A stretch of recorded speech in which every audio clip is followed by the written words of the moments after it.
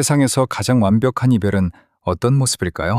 아마 서로 웃으며 안녕을 고하고 뒤돌아서서 각자의 삶을 멋지게 살아가는 그림을 상상하실 겁니다. 하지만 심리학과 뇌과학이 증명하는 진실은 정반대입니다. 세상에 상처 없는 이별이란 존재하지 않으며 이별의 승자란 결코 있을 수 없습니다. 우리는 흔히 뻥 차버린 사람은 홀가분하고 차인 사람만 비참하다고 생각하죠.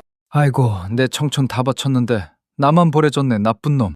하지만 관계를 먼저 끊어낸 사람의 뇌 속에서도 아주 끔찍한 형벌이 시작되고 있다는 사실 알고 계셨나요? 오늘은 당신이 몰랐던 이별의 민낯과 그 고통을 완벽하게 뒤집어 성정의 무기로 만드는 비밀을 공개합니다. 가슴이 찢어질 것 같다는 말.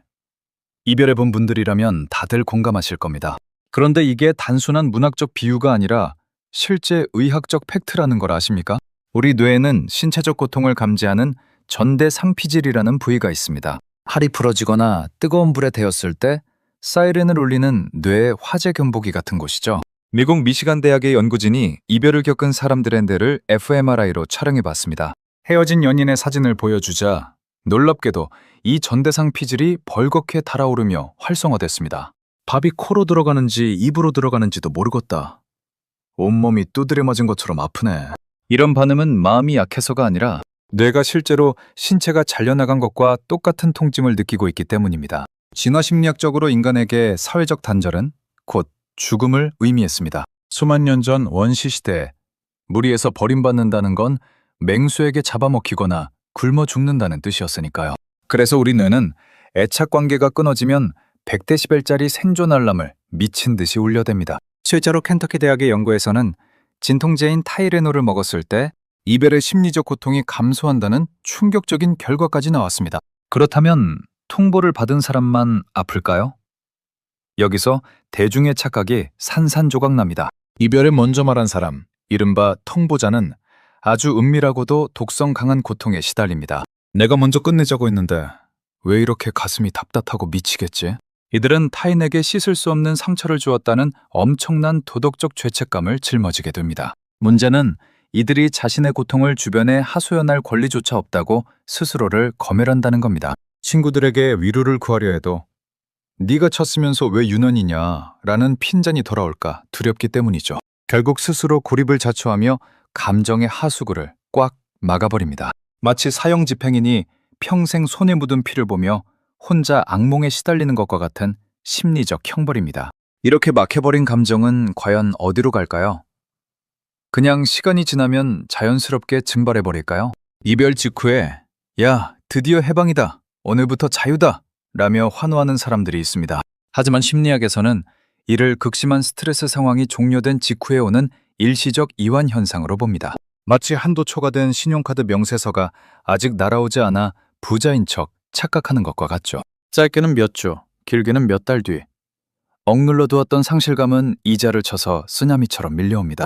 이것이 바로 지연된 슬픔이라는 심리적 시한폭탄입니다. 이상하다. 처음엔 진짜 홀가분했는데 왜 1년이 지난 지금 그 사람 생각이 나서 미치겠지. 시간이 흐를수록 공허함이 폭발하며 애도의 타이밍을 놓친 뇌는 심각한 인지적 혼란에 빠집니다. 이 지연된 슬픔을 피하기 위해 사람들이 가장 흔히 선택하는 최악의 방어 기제가 있습니다. 바로 내면의 상처를 무시한 채 에너지를 외부로 미친 듯이 쏟아내는 외부 표출화입니다. 주로 남성들에게서 많이 나타나는데 이별하자마자 헬스장에 가서 하루 3시간씩 쇳덩이를 듭니다. 또는 매일 밤 친구들을 불러 모아 술을 마시며 클럽과 유흥에 병적으로 매달리죠. 마, 인생 뭐 있나? 지나간 버스는 있고 새 차 뽑으면 그만이다. 오늘 내가 쏜다. 겉보기엔 이별을 아주 쿨하게 극복한 상남자처럼 보일지 모릅니다. 하지만 이건 썩어가는 벽지에 페인트 칠만 덧바르는 행위와 다를 바 없습니다. 슬픔을 똑바로 마주하고 소화하는 애도의 과정이 생략되었기 때문에 이들의 끝은 정해져 있습니다. 언젠가 혼자 남겨진 고요한 새벽, 감당할 수 없는 무기력증과 만성 우울증으로 무너지게 됩니다. 그렇다면 연애할 때 그렇게 정이 없어 보이던 회피형 인간들은 이별 앞에서 어떨까요? 불안형이나 회피형 애착을 가진 사람들에게 누군가와 깊이 가까워지는 건 심리적 질식 상태와 같습니다. 갈등이 생기면 이들은 뇌에 두꺼비집을 내리듯 본능적으로 감정 회로를 차단해버립니다. 아, 진짜 피곤하게 왜 이래. 나 혼자 좀 내버려둬. 그만하자. 이들은 관계가 끝나면 실제로 아무 감정도 느끼지 못하는 일종의 마취 상태에 들어갑니다. 하지만 관계가 완전히 단절되고 상대방이 완벽히 떠나갔다는 걸 뇌가 인지하는 순간 반전이 일어납니다. 더 이상 이 사람과 가까워질 일이 없으니 친밀감으로 인한 위협이 사라졌다고 뇌가 오판하는 거죠. 그 순간 차단되었던 애착 스위치가 탁 하고 켜지면서 과거에 좋았던 기억들만 폭호수처럼 쏟아집니다. 그땐 숨만 쉬어도 짜증났는데 지금 생각해보니까 개만한 사람이 없었네. 모든 것이 끝난 잿더미 위에서 뒤늦게 상대를 향한 맹렬한 그리움이 타오르는 역설입니다. 그렇다면 우리는 이 지독하고 모순투성이인 이별의 고통을 어떻게 끊어내야 할까요? 무너진 자아를 다시 재건하기 위해 반드시 거쳐야 할 첫 번째 단계는 바로 제대로 아파하기입니다. 억지로 지우려고 다른 사람을 황급히 만나는 환승연애는 상처에 오염된 반창고를 붙이는 격입니다. 머릿속을 떠나지 않는 부정적인 생각들, 즉 침투적 반추의 고리를 끊어내야 합니다. 이를 위해 심리학에서는 의도적 성찰을 권합니다. 무작정 슬퍼하는 게 아니라 객관적인 관찰자가 되는 거죠. 이 관계가 나에게 남긴 진짜 의미는 뭘까? 나는 이 연애를 통해 어떤 점이 변했을까?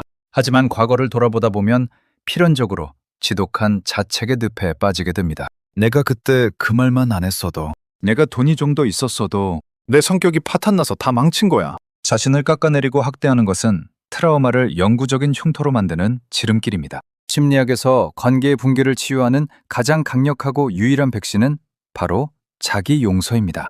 큰 교통사고를 당해 피를 흘리고 있는 사람에게 네가 운전을 똑바로 안 해서 그렇잖아 라고 욕하지 않듯, 이별이라는 커다란 사고를 겪은 나 자신에게 깊은 자비와 연민을 베풀어야 합니다. 그래, 그때의 나는 그게 최선이었어.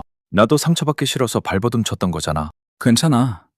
자신의 한계와 실수를 인정하되 그것을 이유로 스스로를 버리지 않는 태도가 성장의 핵심입니다. 우리의 뇌는 우리라는 공동의 정체성이 찌꺼나갈 때 심리적 대지진을 겪습니다. 하지만 역설적으로 이 지진이 지나간 자리에서만 새로운 건물을 지을 수 있습니다. 타인에게 기대어 있던 나의 정체성을 독립적인 주체로 분리해내는 개별화의 기회가 열리는 겁니다. 마치 거대한 산불이 지나간 후 재를 걸음 삼아 숲이 더 울창해지고 뿌리가 깊어지는 이치와 같습니다. 이 고통스러운 애도의 터널을 회피하지 않고 두 발로 묵묵히 걸어나온 사람들은 변합니다. 이별 이전보다 훨씬 다면적이고 성숙하며 단단한 자아를 갖게 되는 외상후 성장 PTG를 이루게 되죠. 이별은 당신의 삶을 파괴하러 온 재앙이 아니라 당신을 더 완벽한 개인으로 벼려내는 대장간의 불꽃입니다. 지금 흘리는 그 눈물이 당신을 가장 찬란하게 빛나게 할 걸음이 될 것임을 의심하지 마십시오. 오늘 영상이 도움되셨다면 구독과 좋아요 부탁드립니다. 지금까지 여러분의 마음의 한 스푼, 간단한 스푼 심리학이었습니다.